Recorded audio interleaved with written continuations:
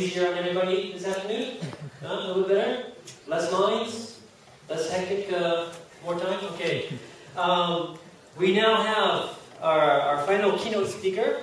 It's a pleasure for me to introduce and call on stage a very active executive and owner of several activities. He's a social media entrepreneur, innovation consultant, speaker, and community leader. So let me introduce the CEO and founder of oGoing, Sanjay Dalal. Please join me, Salah. Thank you.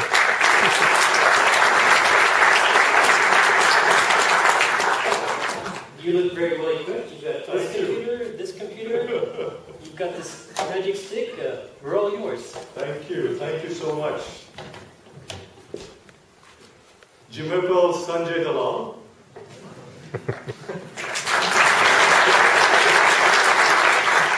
Comment allez-vous?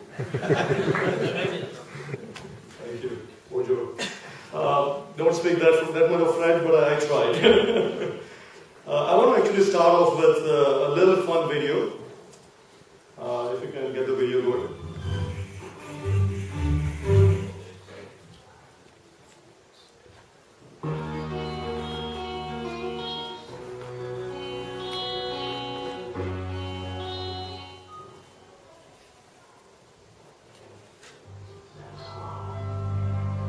You quote them, disagree with them, glorify or vilify them, but the only thing you can't do is ignore them, because they change things. They push the human race forward. And while some may see them as the crazy ones, we see genius. Because the people who are crazy enough to think they can change the world are the ones who do.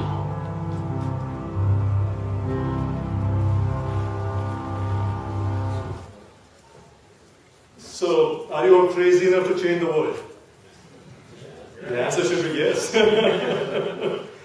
Well, this was Apple almost 13 years ago. This is when they launched the new campaign called Think Different. This is when actually Steve Jobs rejoined Apple in 1997. And it just so happened yesterday, Steve Jobs announced they're taking a new medical leave, of absence. I'm hoping he's going to do just fine. But I'm going to talk a whole lot about Apple today, because the topic today is about creating wow products now, which is the right product at the right time. And that's going to be very important because I've been a product manager myself, more than 10 years. I was in Silicon Valley for 10 years. I've been in multiple startups. The last one was at WebEx, which got acquired by Cisco for $3.2 billion. And I was at WebEx. I launched many key products at WebEx, which made WebEx successful. I'm going to talk about that as well.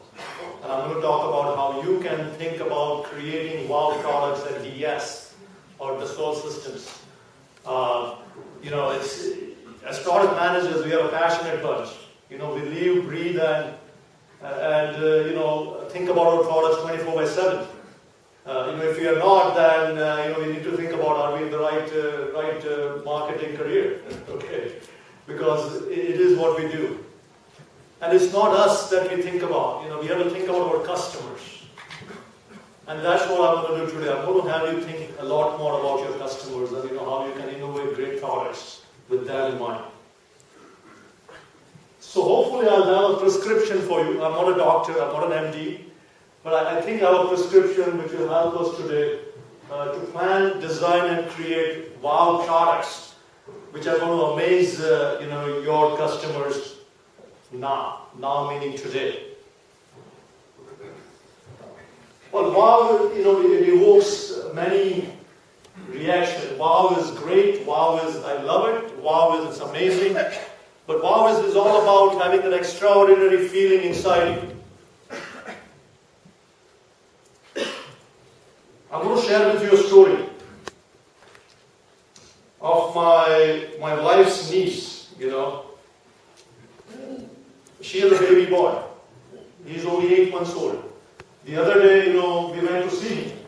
My daughter and my son and 3 of us during the Christmas holidays.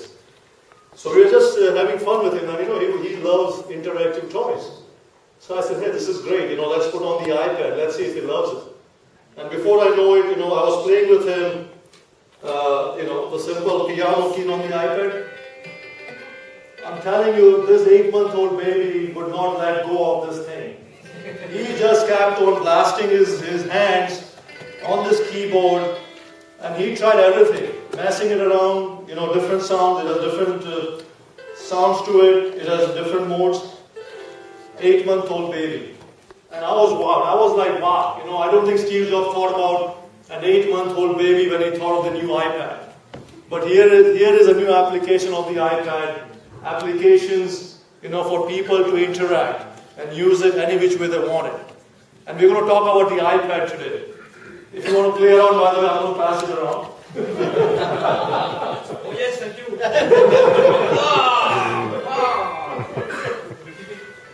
But it's the visceral response.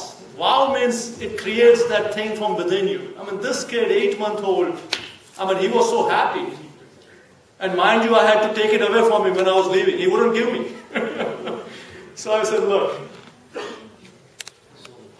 can you create products? You are product managers. Can you create products which your customers are going to say, you know what, I love it. I'm going to use it every day. And mind you, don't give me a new version because you know what, I'm very happy with this current version. That's what I want you to think about when you create those products. Alright, I'm going to use the clicker now. You don't have a lot of application. I have lost. But he has a good one. He has 3D VR. There you go. You are 3D VR. I've been playing around with it. Thank you.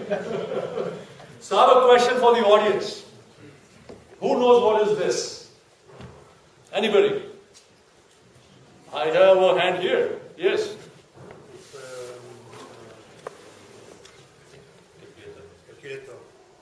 Calculator, really?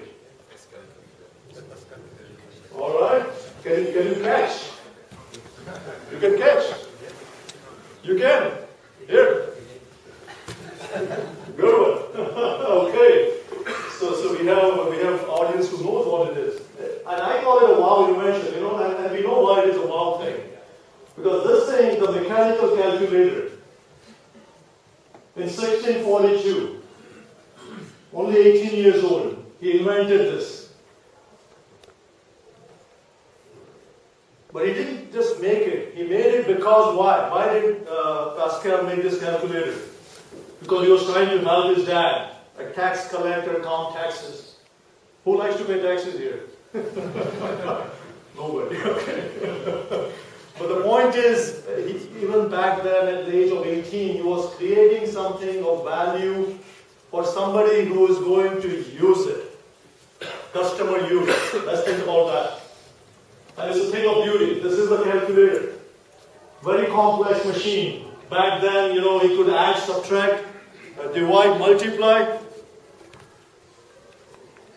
All of the above. And it was called Pascaline. And importantly, he made it so that it can be used by the accountants, later on by the scientists, and also the surveyors. So he had the customer use in mind. Even back then in 1642 and then in 1645. How many times he tried making a good device? It says up there. How many times? Did he give up?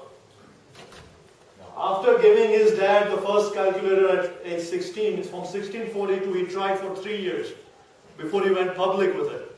Think about a launch when you're creating a product. Didn't give up. 1645, he went public after 50 prototypes. And this thing was damn complicated. It had gears in it. What do you think was the toughest thing he had to design when he designed a calculator? Anybody? What is the toughest thing to do? What is very hard when you think about a mechanical calculator? User interface, good, input. I'm thinking technology. What really went inside that was really hard for him to do? Huh? Gears? Gears? Yes, gears, but for what? You're getting there. The hardest function, as we all learned in computer science, is the carry function. The carry. Very hard. and he put over 1,000 gears in there just to do the carry simulation. Real carry, when you're going from 9 to 10 or 10 to whatever, right? Carry was the hardest and he did it. So again, what are wow products? The wow products, you have to think about the customer use. Customer use, customer use, customer use. Very important. Don't just think of the customer need. Think about how they will use your product.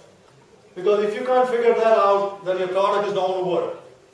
You have to think about how my client is going to use my product. And how do you find that out? You go and talk to customers. Go and find out. I want you today to think about your best 5 customers and your worst 5. Not just the best 5. I want you to put the best 5 here and your worst 5 there. And I want you to put those 10 customers, put their names down, their phone numbers, their emails, whatever. And I want you today to go back after you're done with the summit, not now, tomorrow or this week. Go talk to them. Go talk to them. Find out how they are using your products. Find out what they like about it. Find out what they don't like about it. And you can share what you want with your management. That's your thing, but do it, okay? But that's very important. So what are some wow products today? I already showed you the Apple iPad. Apple iPad is a great wow product. And we're going to talk more about that. And the Apple iTunes that goes with the iPad. But there are many other great wow products. There is the Amazon Kindle. How many of you own the Apple iPad today? How many of you own an iPad? All right. Great audience here. Why do you like the Apple iPad? The gentleman in the white shirt. What's that? It's fun to use.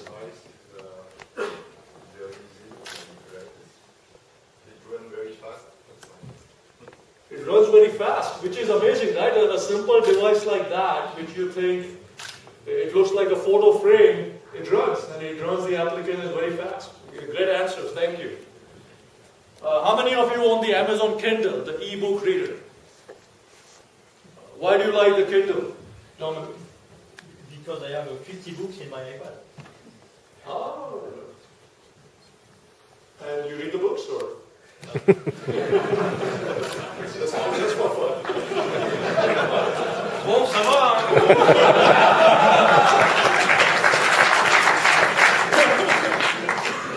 The Microsoft Kinect.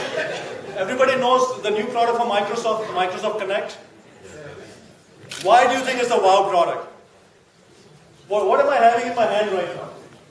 What is this? It's a clicker, right? It's advancing the presentation.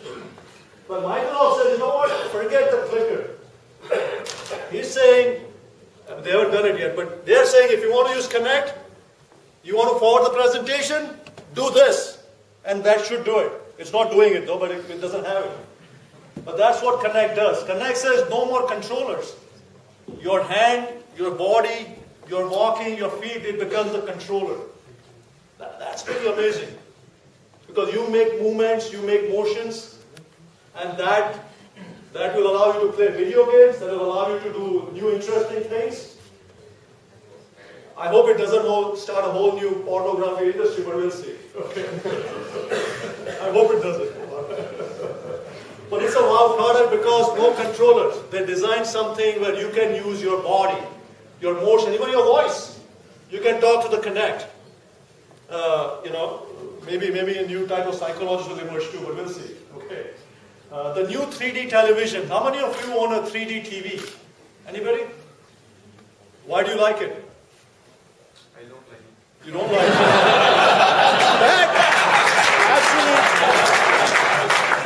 I'm going to give you a Lakers ball for that. That I think is a great answer, but I want to know why he doesn't like it. Because as a product manager, you got to learn both why somebody loves the product, why somebody hates the product. Why you don't like it, sir? There is no content. There's no content. Good answer here. Can you catch those? You can. All right. So, they haven't done a good job yet. The 3D TVs are good, but they're not great. They're getting there. Actually, I would love to have my new iPad, maybe in 2-3 years, where I don't even have to touch it. The iPad is there and it creates some kind of a 3D or a 4D interface above it, where I'm just manipulating it without doing anything. Now, wouldn't that be interesting? Now, that goes beyond 3D. Maybe you can think about that. Maybe you can create a product where you're not even touching it. The product is there, but it creates some kind of a simulation or something around it, and you are just able to manipulate it. Think about that. I mean, maybe the technology is there. Netflix, I know they don't have the service here. How many of you use Netflix? Why do you like Netflix? Love it. So, because you don't have to go to the store, no late fees. No late fees, no going to the stores. What kind of movies you like? I like all kinds of movies, sci-fi. Oh yeah, that's great. What was the last movie you saw?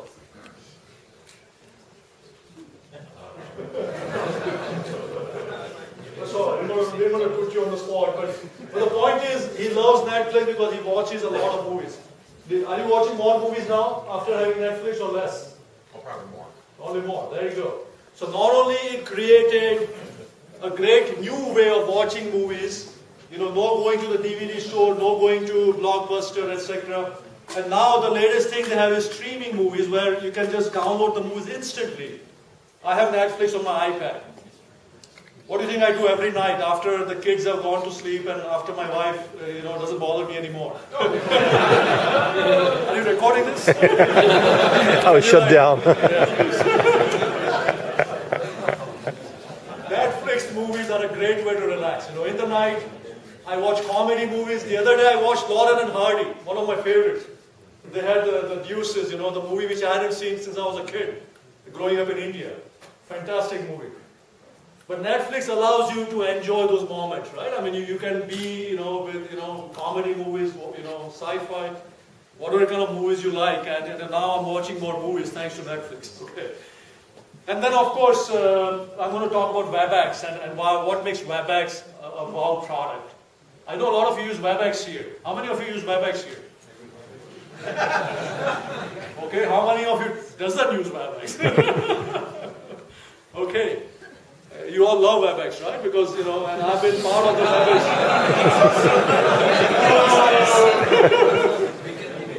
Well, here's a challenge for you. Make WebEx better. Go give them a shout. Tell them, whatever you don't like.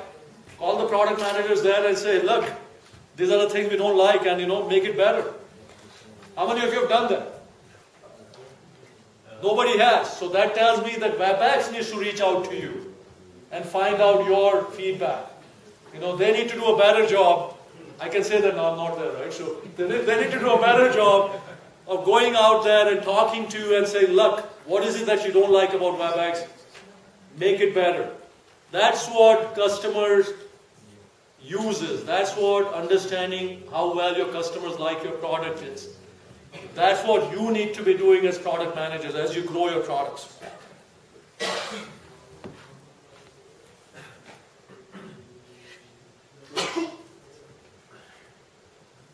Clicker problem here now. Okay.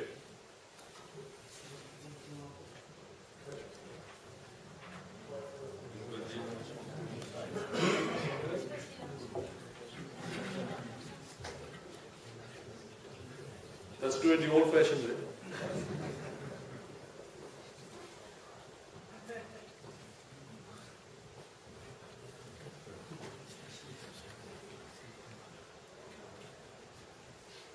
How many of you know about the World of Warcraft? A lot of gamers here. Well, they just launched a brand new game. It just so happened World of Warcraft is also WoW because the name is WoW, but I said, what the heck, let's talk about them as well. 3D, very great experience, the new game, the Cataclysm. But the best thing is it was such a great product, they shattered all the records of a PC game. Over 3.3 million games were sold in one day. Now that's amazing. Now that's called a wow product. They have such a great customer following. The customers are the die-hard, fans. They just love it and they just bought so much of it. And in 1 month, they sold over 4.7 million units. In 1 month.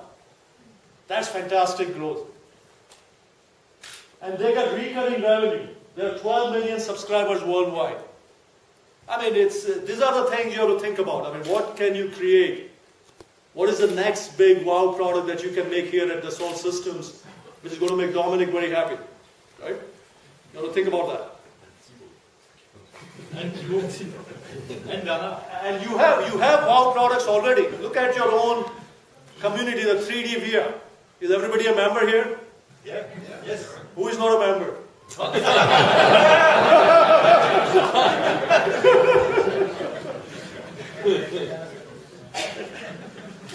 I'm a member. I've downloaded 3D VR on my iPad. I think it's a great way, even for a regular, consumer, who doesn't know anything about 3D, to just go in there, experience, create scenes, create new things, create the models, and see how it's going to work.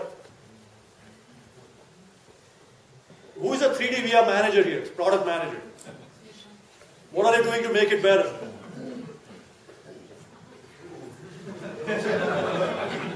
I need one line answer. What are you going to do to make it better? Enforce the experience. There you go. Great answer. Thank you. So we're going to talk about that. We're going to talk about what can you do to make your products better. And we already know why Apple iPad is a great product, why everybody loves it. Apple just came out with their earnings yesterday. And I thought they will make 12 million plus iPads, that's how many they will sell. Actually, my number was wrong, because I made the presentation before they announced the earnings. They sold more than 14 million iPads in less than 3 quarters of launch. How many? 14 million. You know what is the average selling price of one iPad? It's $650.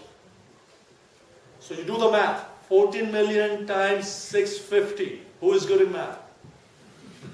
Doesn't matter. Over $9 billion of iPads that they sold in less than 1 year of launch. So think about it. They launched a new product from 0 to 9 billion in less than 3 quarters, less than 9 months.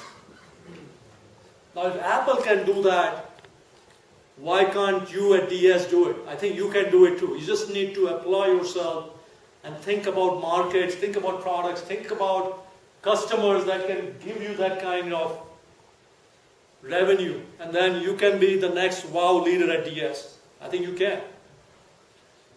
Amazon Kindle. It's a great product.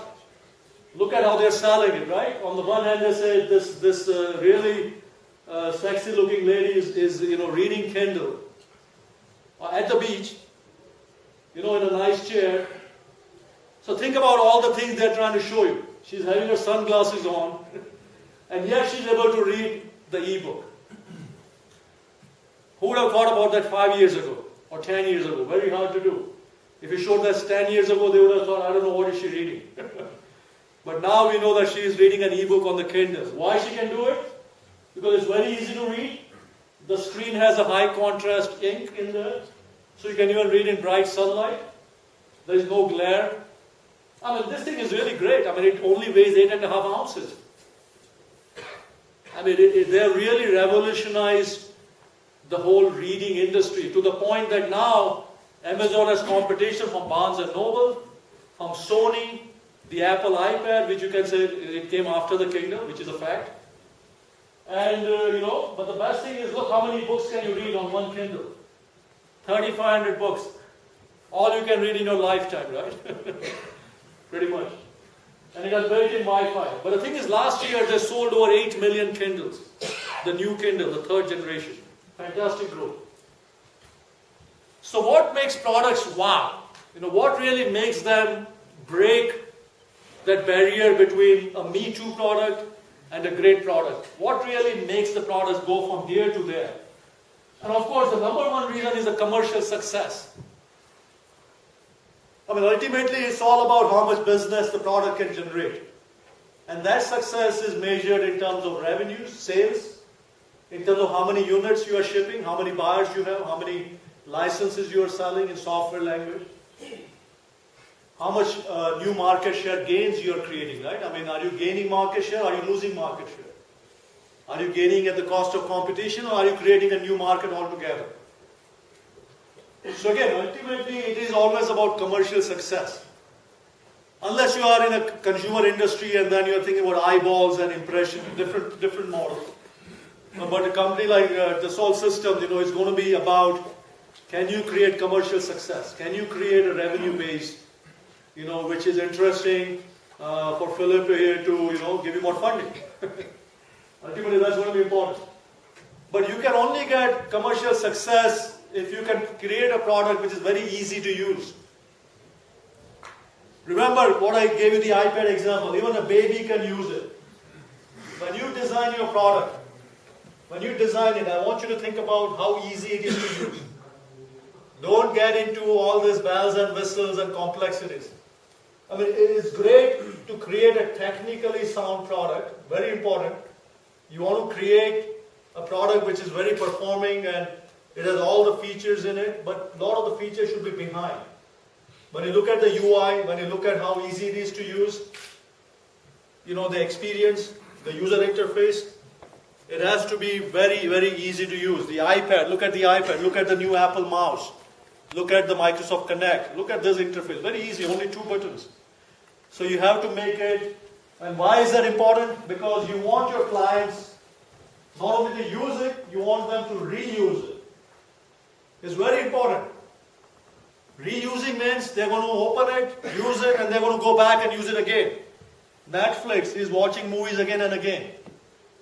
iPad, I'm using it every day now, pretty much for everything, including emails and videos and applications. I mean, it just goes on and on. And so I'm enjoying it. I'm enjoying the product I'm using.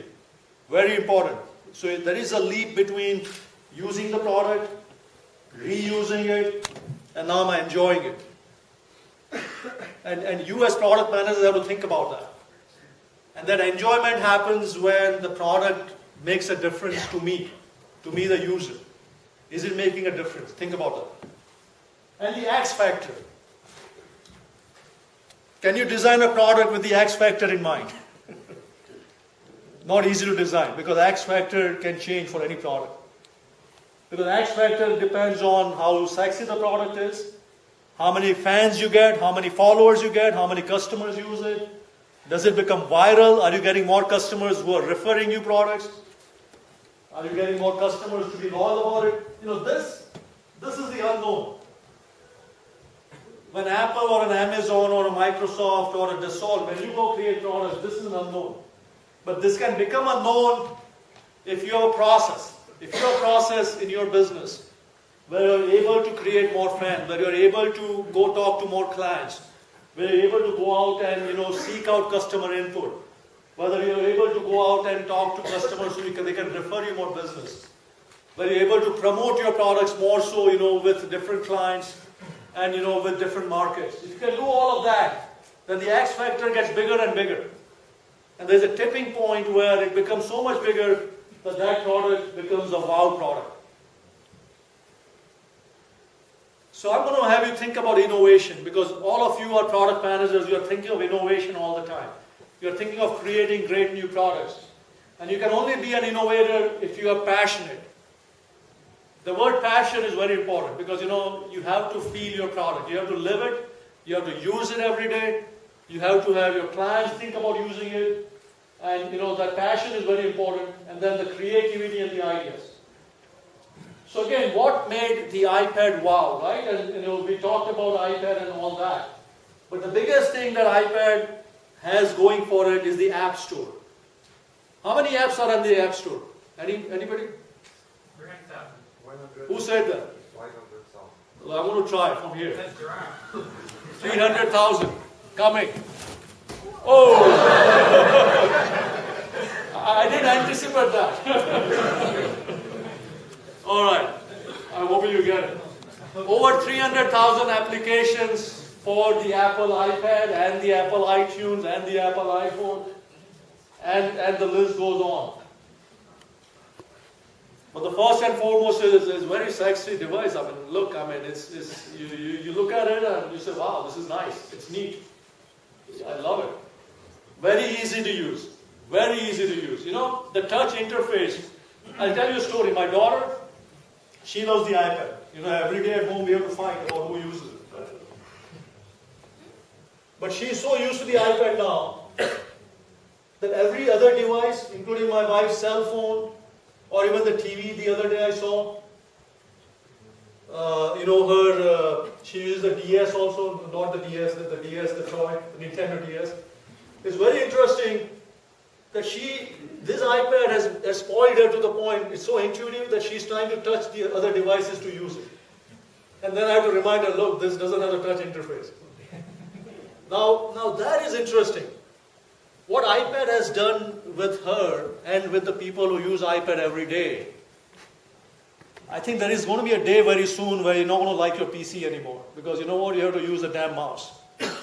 Every day you have to use the mouse and click and do all that.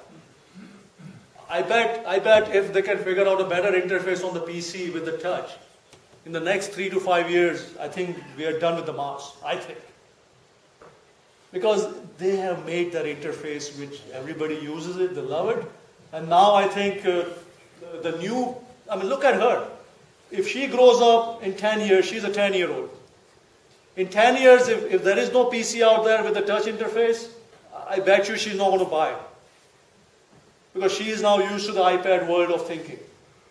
And that's what I want you as product managers to think about. Think about the big trends. Think about what are the things that you can change. And you can make the lives of your customers easy. Even a baby can use it. Okay. Very fun, of course, very engaging. I call it addictive. But I think at Dassault Systems, you want to think about content. The reason iPad took off in a big way, because it has endless content. Content in the form of applications, music, games, eBooks, videos, internet. The list goes on. It's endless. And it's really fast because the technology. And as I said, over 12 million iPads, actually 14. So how did Apple think about the iPad? When they were designing the iPad, how did they think about it? Well, there are 6 things they thought about. 6 of them. Well, one, they had to have the vision. They had to have a vision that, look, we're going to create a device that's going to change the world. That's why I showed you the Apple ad earlier, think different. They started thinking different back in '97 when Steve Jobs became the CEO again. They said, look, we're going to do something which is really going to change the way people use their computers or, their handhelds. So they had the vision. So the first thing you as product managers have to think about is you have to have a vision about how you're going to change, your products, how you're going to change your customers' lives, how you're going to make their lives better.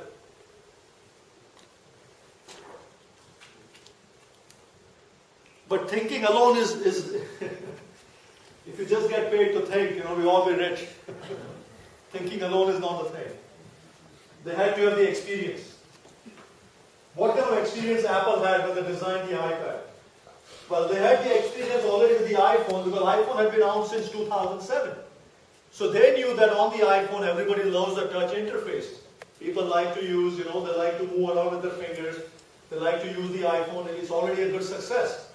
So they said, look, we have the experience with the iPhone and the new iPod Touch. And we know that iTunes works because everybody is downloading the application from the iTunes. So that experience of the knowledge that you have in the company, the know-how, is very important. Like when you're creating new products at DS, think about how much experience you have. How many product managers are here? How many are here? 200? Yeah. What is the average experience you have in your field? How many years of experience each manager has in your field? Let's say 10 years. 200 times 10. So that's 2,000 years of experience that you have. How many products DS has? 600. 600. 600 products. So anybody do the math for me? 2,000 years of experience, you have 600 products. This is exponential. But look at the amount of experience the team has here. You all should be proud about this. This is amazing that you have such great experience both in terms of actual know-how, but also in terms of people and products. But that alone is not important too. You know, you have vision, you have experience, you have to have the technology. Technology is very important. So what did iPad have going for it? One thing that going for it was the flash memory. Of course, one of my pet peeves is the iPad should have the flash, as in the Adobe Flash. I don't know when they will do it. But the flash memory made it easy for Apple, you know, to create the iPad because they can put the whole entire operating system on it and it's instant, you know. So as soon as you turn it on, it's on. You don't have to wait like, you know, like 3 minutes or 2 minutes or 10 minutes to turn on your PC. And it's very fast. The display, right? The display is beautiful, right? When you look at the iPad and you look at the videos and all the imagery, it's excellent. The processor, you know, Apple was thinking ahead of time. Apple bought the company out of Silicon Valley, which was designing the processors. And now they call it the Apple A4 processor. So again, they were able to do that. And then the multi-touch. I think that the technology that Apple really revolutionized was the multi-touch, you know, where you can do the hand gestures and you can use the iPad that way. And then Apple thought about the media confluence, right? They thought about the new trend, which is where the consumers are going. The consumers, on the one hand, they love music, they love games, they love videos, you know, they love eBooks. And on the other hand, the business people, they love their apps. You know, they love the productivity applications, they love the email, and they like to be mobile. So they thought about the confluence of the consumer and the business trend, and that's how they designed the iPad. And I'm sure a lot went into Apple when they designed it. And they took a leap of faith saying, you know what, we're going to do something crazy and go create something new, and hopefully, you know, it's going to stick. And it indeed stuck. But when you think about creating products, don't forget the 3 most important elements of creating products, which is authoring. You have to make sure you author your product specifications, the requirements. I'm sure DS has its own model here that you use internally when you create your product requirements for your own new products. And to me, that's like, you have to be really good at that. But one thing you have to be thinking about all the time is the actors. What I want you to think about is when you design your product, you need to know who are your actors, who are going to be all the users. So who's the product manager for Innova here? Innova. Who's the product manager? E-N-O-V-A, Innova. Innovia, sorry. Who is the product manager of Innovia? Benny, okay. Let's pick one. Who are the actors? Who are the actors of the Innovia product? Who are the users? For my product? Yeah. Engineers, engineering managers, mostly. Okay. So you've identified 2 users. That's good. Not too many. 2. Okay. How many hours a day they will use your products? Probably 4 or 5. 4 or 5 hours a day. Yep. That's great. Now that's interesting because when you think of creating a new product, you want to think about that. You want to make sure that your clients are using it for at least a few hours a day.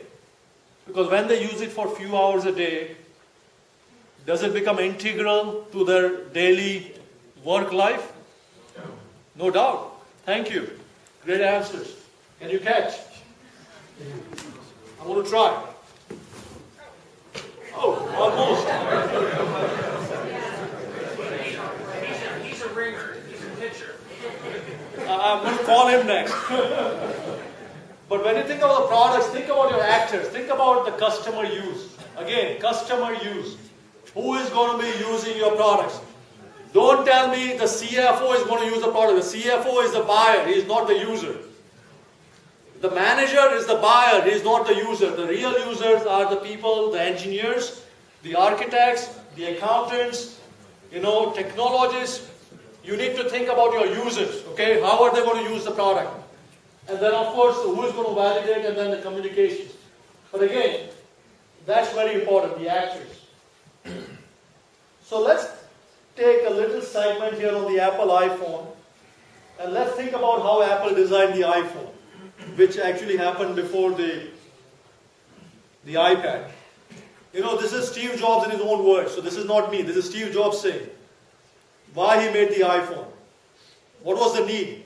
He said, look, everybody hated the cell phones. Nobody liked it. It never worked.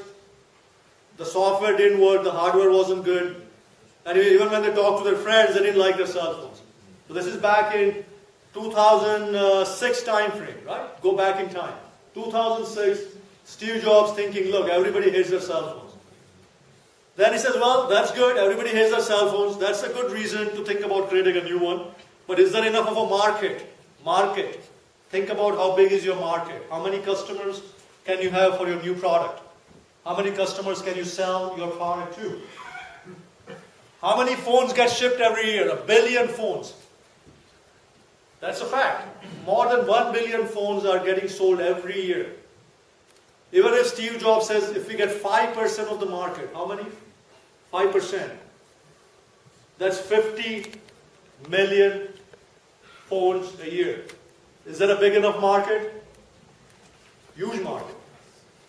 And it was definitely 4 times the number of PCs. So he said, look, that's interesting, we got to do it.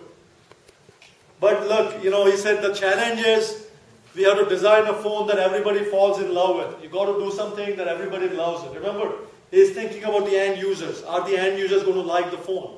Are they going to use it? But before they fall in love with it, do we have what it takes to make the phone? We just talked about the iPad.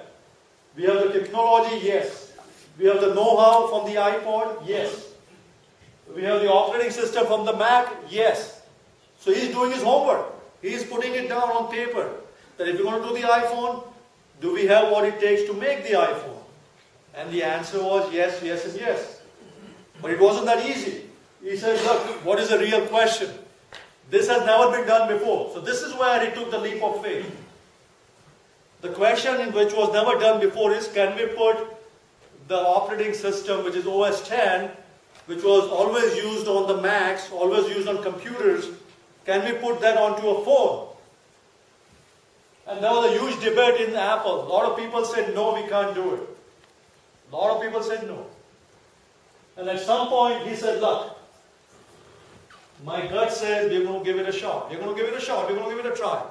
And we're going to see how well it does. And that they did. They went out. They made the iPhone. They put OS X inside it. They made it happen.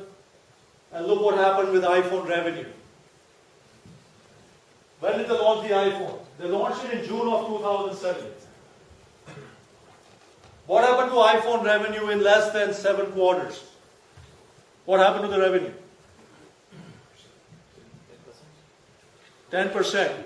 iPhone revenue in less than 7 quarters went up to 10% of Apple's quarterly revenue. Think about that. So in Q4 of 2008, Apple's revenue was almost $7 billion, $7.5 billion. The iPhone revenue became $1 billion in revenue, in sales, billion in new revenue, new business.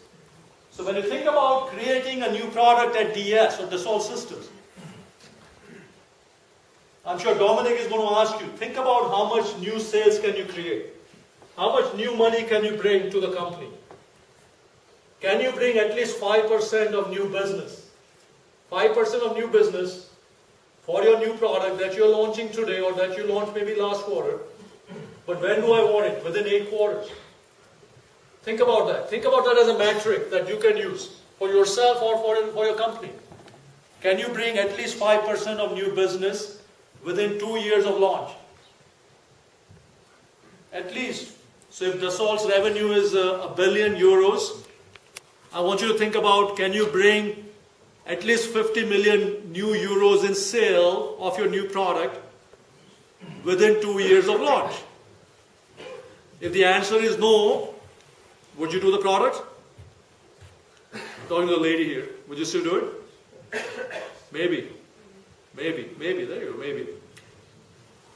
Because we all make projections. We all make projections of how much of a market we have, how much we're going to grow the products, how much of a market share we'll create. But ultimately, the buck stops in terms of new business. Can you bring new business to Dassault systems so that, Dominic is going to say, you know what? You brought 5% of new revenue, I'm going to give you more funding. Go build the next big product. I'm sure he wants to do that. Would you do it, Dominic? Yes. He said yes. He said yes. So the question is, are you innovating? Because if you're not hungry enough, that hunger should come from within. That passion, it comes from the gut. If you're not hungry, you're not innovating. And you have one quality that you should always have. You never give up. Innovators don't give up. They always find new ways to create new products, to create new markets, to create new game-changing things. You have to. So let me talk a little bit about WebEx. All of you use WebEx pretty much every day. I can see that. And my story was, I was a product director there. I joined WebEx in 1999 when WebEx had about 70 employees. How many of you are here at DS for more than 20 years? For more than 25 years?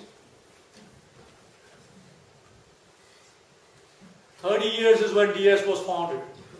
So that's amazing to know that when you are there in a company that long, you have seen it all, right? You have seen the new employees, you have seen the new products, you have seen new markets, you have seen new economies, you have seen the recession, you have seen economic expansion, you have seen all of the above. Okay.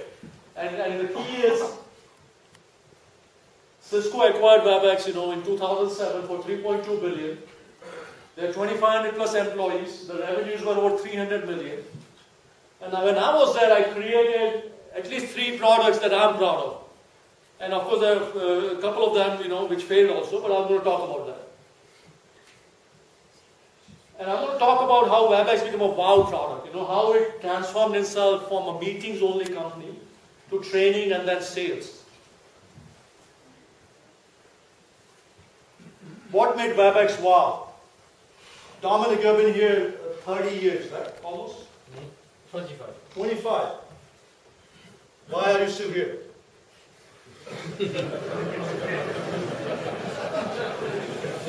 Because I love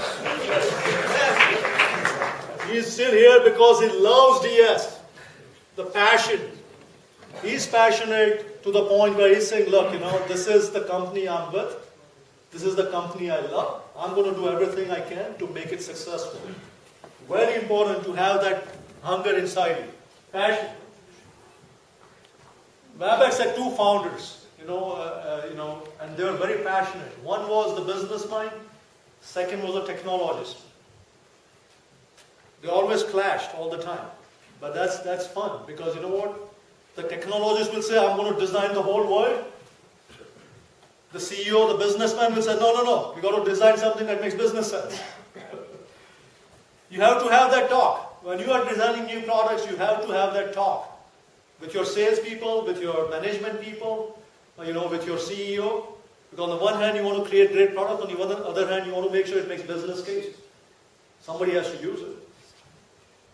What was the customer use? When WebEx created the product, it was only about meetings. Everybody thought of meetings as the way to do business.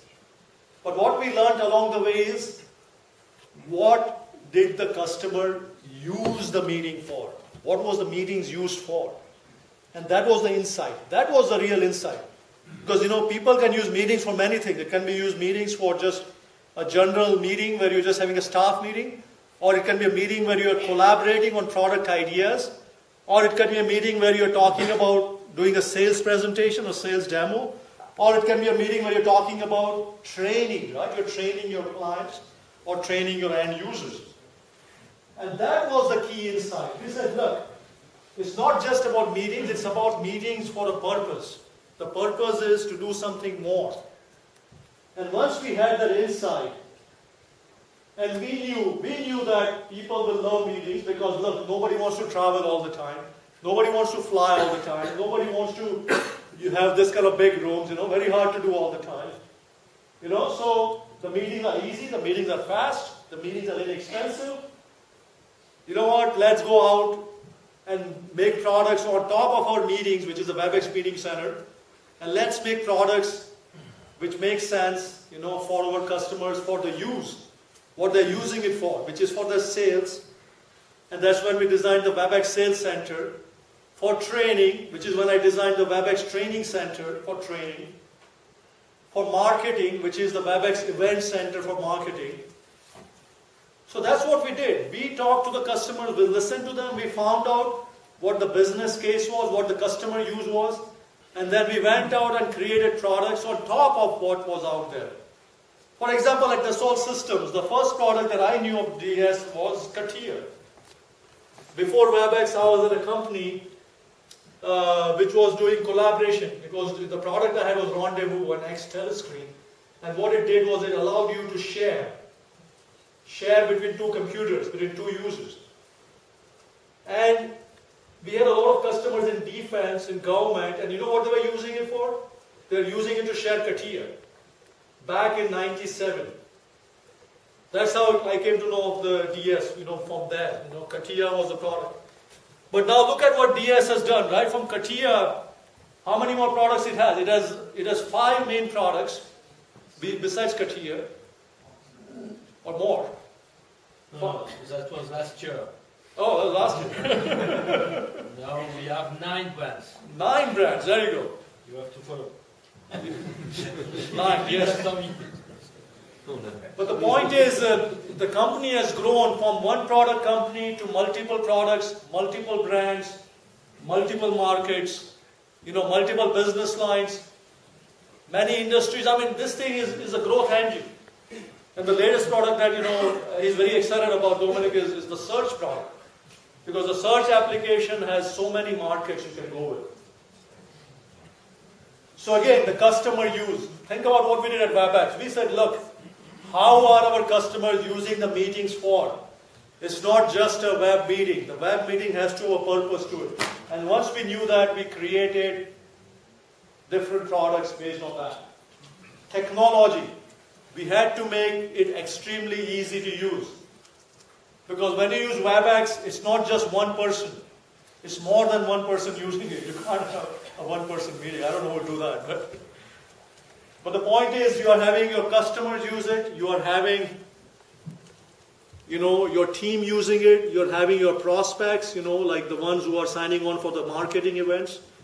So you're having all these people use, WebEx. You have to make sure that they can all use it. You don't want them calling you, say, I can't join the meeting. How many times you have customers calling you when they can't join WebEx? Somebody tell me. It happens. It still happens. Sometimes people don't have the appropriate browser, or they have too much security into their intranet. There are many reasons why, the WebEx plugin doesn't get installed. I know it because I have taken those customer calls. I've done it. And I tried to say, look, we got to fix it. So as I said, from meetings to sales to training to marketing, that's how we evolved WebEx. And we created different WebEx products. And each product became a market share leader.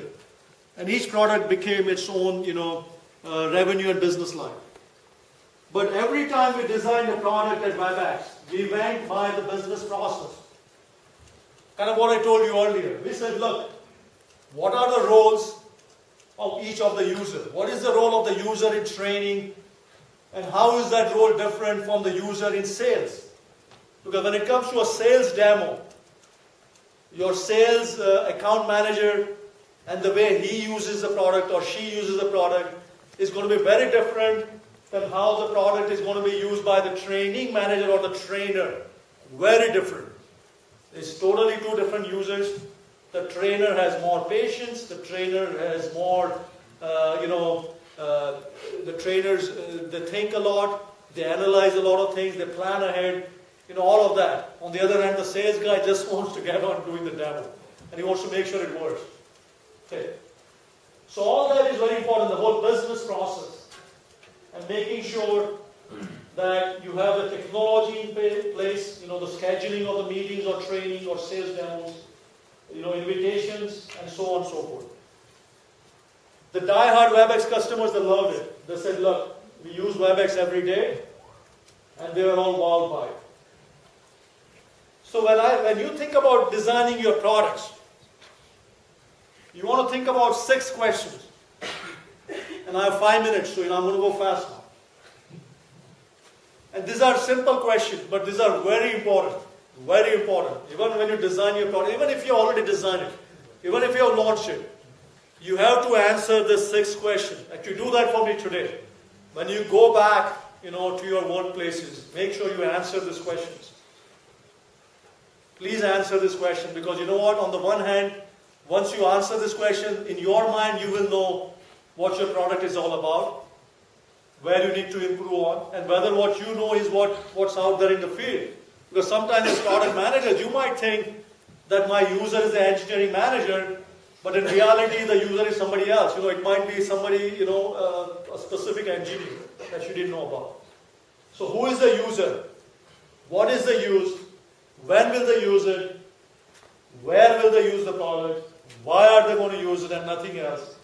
And how are they going to use it? 6 questions. Make sure you answer them for every product that you design and not design. And with the same answers you should have as to why they will not use it. Very important. Because you can keep on telling the customers, use my product, but they're still not using it. Why are they not using it? So make sure you answer that question as well. Don't just give the answers for the positive answers. Also think about why they will not use the product.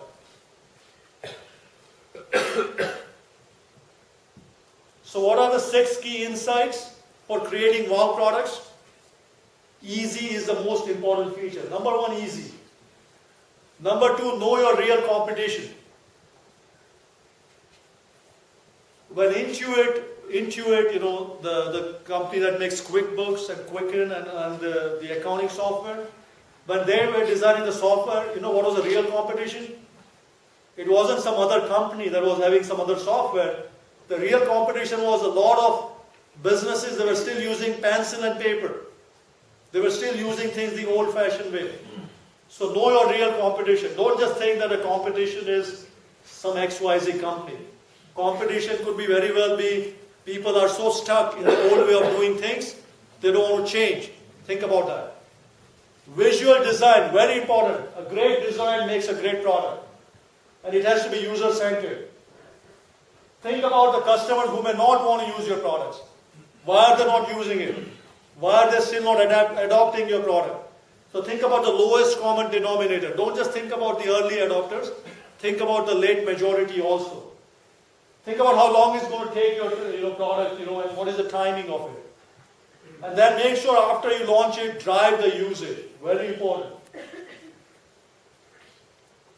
So we're going to skip some of this. But I want to talk about failure. Everybody fails when you create the products. Everybody fails. What I want you to think about is when you fail, you want to learn from your failures. Learning means you don't repeat the same mistakes. Learning means, you say how you're going to change yourself, for the future. And with Apple and Apple TV, how many times do you think they failed before they launched the new Apple TV? Anybody? Twice. They twice failed. Why did they fail? Because even Steve Jobs, even he failed. Look, and he has no problem accepting the failure. He said, the reason I failed is I didn't know.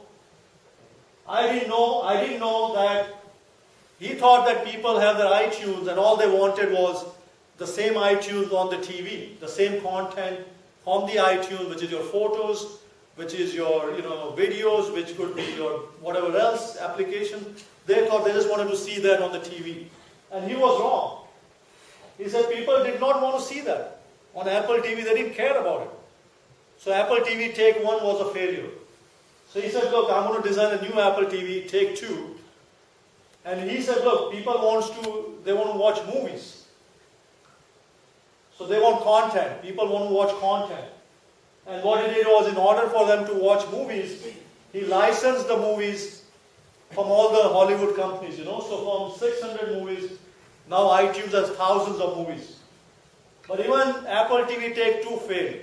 Why it failed? The price point, too high, $299, too much. And you have to download the movies. The movies download takes forever. If you have to download the whole movie. In the old iTunes. That one. The TV, Apple TV. No, I have it. you can start watching it while it's downloading.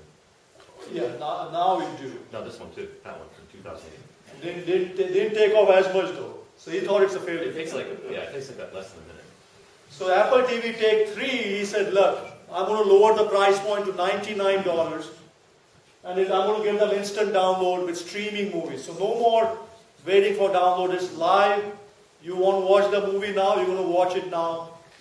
And there is a partnership with Netflix. They sold over 1 million units. And as I said, third time was a charm. He did not give up. He kept on playing with it. So from a hobby, he made it a real business. Of course, it's Steve Jobs. He had the money and the backing. But the point is, he figured out the actual customer use, which was to watch movies now, to watch movies without having to wait for the download, and to make sure you can sell them all for $99. So when you think about creating products, don't fall into these 3 traps. I call them 3 product traps. Do not do this, do not do this, do not do this. And very important, when you design your great products, don't go swinging for the home run every time. It's very important to think about that, right? Because everybody wants to be a great product manager, and you want to create the next big iPad. But look, many a times you can't do it. So don't go swinging for the home run. Don't get too clever. By clever means, you add so much to the product, you identify 10 different customers, and look, not even one customer can use the product. So don't get too clever. Please don't do that. Keep it simple. And don't solve the real technical problems. Don't solve them, in a rush. Because if you solve them today in a rush, somebody else is going to say, look, this thing doesn't do what it's supposed to do. So you want to make sure that whatever you do it right. So don't rush it. Don't rush out a product when it's not in high quality. Don't rush it out when you haven't solved the main real problem you're trying to solve. Don't do that. So again, 3 things you must think about the product traps. Don't fall for those. So with that said, are you ready to wow? And I'm just going to run through some of these things, and you will have the presentation afterwards. All of you will have it, so you can see these points. Number 1, let learning lead. We talked about it. Learning. Look at 2,000 years of experience you have, 600 products. Let the learning lead. Learn from that experience and use that experience in your company. Very important. Learn to see. Learn to see. Very important. Put your feet, your shoes in customers' eyes. Go and visit your customer. Look at what your customer is doing every day. Look at all their problems they have. Look at all the things they do. Learn to see from their eyes. And when you do that, you will design the best product. You have to put your feet in customers' eyes, the customer's feet. Put on the different layers. Design for today. You have to create products that are going to sell today. Don't design for something 5 years from now. It's not going to work. It's not going to sell. Design for today. Products that are going to sell today, this week, this month, today. Think big pictures. Think in pictures. And of course, DS in 3D. Think in big pictures. When you create products, create lots of prototypes. Create lots of visuals. Create actors and roles. Simulate use cases. Think, do all that. The more you do that, the better your product becomes. Capture the intangible. The intangible means, what are you still not serving? What is going to make that customer use your product 5 hours a day? Or 10 hours a day? What is it going to do where even when he goes home, he's thinking about using your product? Think about that. Capture that intangible and you're going to make a very great product. The limits. Look, Dominic is going to tell you want to create that great product, or Philip is going to tell you, I'm not going to give you everything. I'm going to give you a budget. I'm going to give you a time frame. I'm going to give you some resources. I'm going to give you, some money. Take it, but don't think that it's less. Leverage that. Make the most of it. Make the most of what you have. And if you want to go back and ask him for more, make a business case. Tension. Everybody has tension, right? When you're creating great products, you have internal conflicts. Team A is doing something better than Team B. Team C is really doing bad. You have failures, your product is not working as you thought. You have bugs, etc., stumbles. Don't worry. You want to become master of that. That's part of the game. That's why you're a product manager. That's why you're doing this. So take it, with a pinch of salt. Run the numbers. Always make a business case. When you have a really good, strong business case for creating a new product, or entering a new market, or creating something of value, you can never go wrong. You will get the funding, I can tell you. He already said yes earlier. Make innovation mandatory, right? So the product has to create something better. Is it a huge change or a marginal change? What are you innovating? What are you doing something which is bigger, which is better, which is cheaper, which is faster? What are you doing? You need to think about that. And it has to be something great. And then the final point, as they say in the US, keep it simple, very easy to use, never forget that. So with that said, I don't know if you have time for questions, but I would like to take some questions. Thank you. Yeah.